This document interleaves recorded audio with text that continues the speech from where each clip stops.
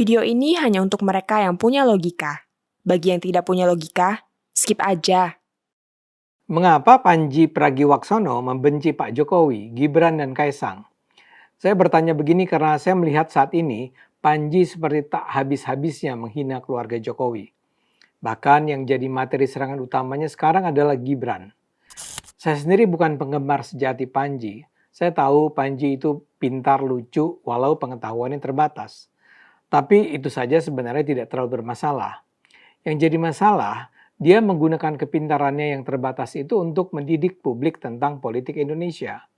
Dan sayangnya itu berujung pada semacam propaganda negatif atau bahkan hitam terhadap keluarga Jokowi dan Prabowo.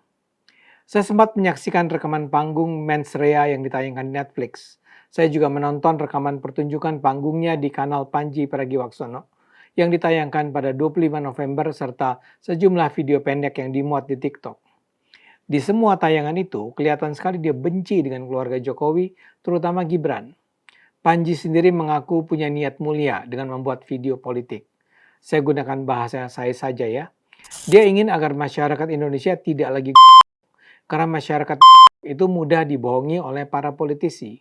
Dia secara spesifik menggunakan kata dia menggunakan contoh bangsa Indonesia dari kehidupannya langsung. Dia bilang suatu kali di saat dia menjadi juri dalam sebuah audisi stand-up comedy, saat dia mau ke kamar kecil, dia sempat bilang ke salah seorang peserta yang menunggu giliran bahwa kalau orang itu mau memperoleh golden ticket, caranya gampang.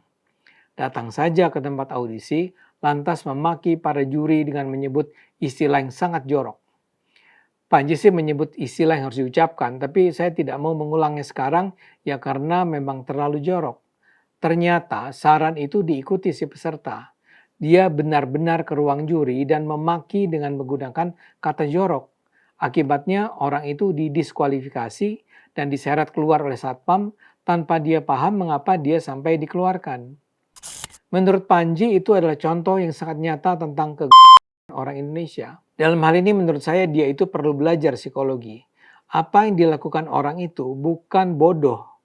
Dia mengikuti perintah yang tidak masuk akal karena apa yang disebut sebagai bias otoritas. Orang itu berpikir karena anjuran ini datang dari Panji yang menempati level tertinggi di dunia komedi Indonesia, dia pasti tidak sembarang memberi anjuran. Jadi inilah yang disebut sebagai bias otoritas, yakni orang menyerahkan proses berpikir kepada figur yang dianggap lebih tinggi. Itu lazim terjadi dalam hidup ini dan sama sekali tidak bisa disebut karena saya masih punya beberapa penjelasan lain, tapi untuk sementara saya cukupkan karena saya harus segera masuk ke topik inti yang ingin saya bicarakan. Seperti saya katakan, Panji bilang dia membuat komedi politik agar masyarakat tidak. Tapi saya heran karena yang kemudian dia jadikan ilustrasi dalam komedi dia adalah terutama keluarga Pak Jokowi dan lebih terutama lagi Gibran. Ejekan dia terhadap Gibran itu luar biasa membagongkan alias mengejutkan, membingungkan, mengherankan. Dan karena itu berulang kali diangkat, saya jadi curiga bahwa ada agenda jahat di belakangnya. Saya kutip saja beberapa di sini. Dalam salah satu videonya dia bilang, banyak orang bertanya kepada dia, Mas Panji kenapa sih senang banget ngomongin Gibran? Emang Gibran gak boleh jadi wapres? Boleh kata Panji, tapi kenapa buru-buru? Kenapa harus mengubah aturan gitu? Nunggu aja, nunggu ulang tahun lagi aja beberapa kali. Entar juga nyampe ke batas usia yang ditentukan, jadi kenapa harus buru-buru? Panji kemudian melanjutkan begini, kayaknya emang anaknya Pak Jokowi ini nggak bisa nunggu deh. Apa itu nunggu? Soalnya Kaisang baru 3 hari masuk PSI langsung jadi ketua umum. Dia tambahkan lagi, kayaknya anaknya Pak Jokowi itu kalau lagi naik mobil terus ngelihat keluar di pinggir jalan ada yang nunggu gitu, dia akan nanya sama stafnya, itu orang-orang pada nunggu ngapain? Itu lagi pada berdiri-diri gitu ngapain? Oh itu lagi nunggu angkot, jawab stafnya. Ngapain? Itu kayak bis tapi kecil. Bukan itu yang saya tanya nunggu itu apa? Saya nggak ngerti. Jadi Anda bisa lihat betapa rendahnya dia menggambarkan Gibran. Padahal kalau dia cukup membaca atau menonton, dia seharusnya tahu bahwa yang berkeras agar Gibran maju sebagai wakil presiden adalah Prabowo. Gibran sendiri sebenarnya enggan maju di Pilpres 2024. Tapi Prabowo yang berulang kali mendesak agar Gibran maju dan akhirnya disepakati karena satu alasan logis. Semua survei di saat itu menunjukkan bahwa peluang keterpilihan atau elektabilitas Prabowo paling tinggi adalah kalau Gibran menjadi wapres. Begitu juga perubahan aturan Pilpres yang memungkinkan Gibran maju itu bukan karena permintaan tim Gibran. Gibran sama sekali nggak campur tangan di situ.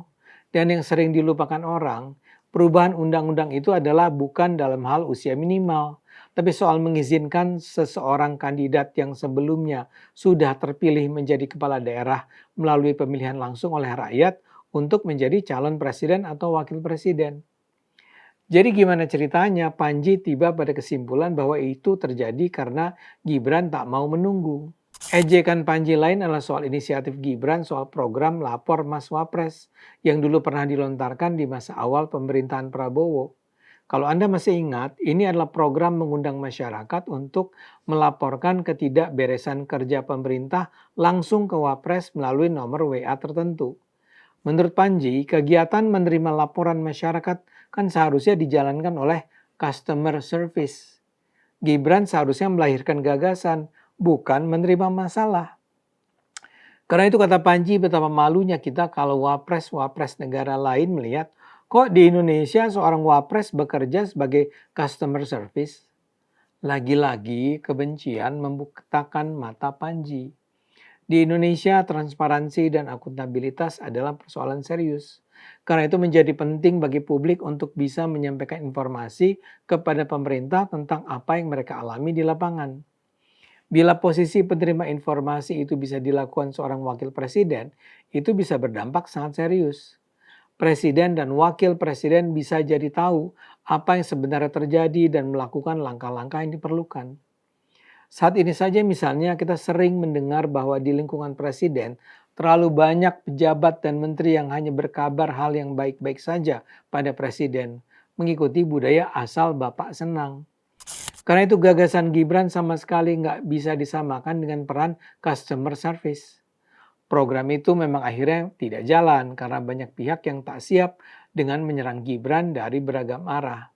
Jadi programnya sudah sangat benar, tapi harganya terlalu mahal bagi mereka yang akan menjadi sasaran pengawasan. Cerita lain adalah tentang Prabowo yang meracau. Kata Panji, suatu kali Prabowo mabuk sehabis minum alkohol di malam minggu. Dia banyak meracau. Para anak buahnya dengan segera menghampiri. Dengan sopan mereka mengingatkan bahwa sebagai presiden apakah tidak sebaiknya Pak Prabowo menahan diri. Jawaban Prabowo adalah, bacot, kepala saya pusing, wapres saya kayak. Bayangkan, Panji menghina Gibran tanpa konteks.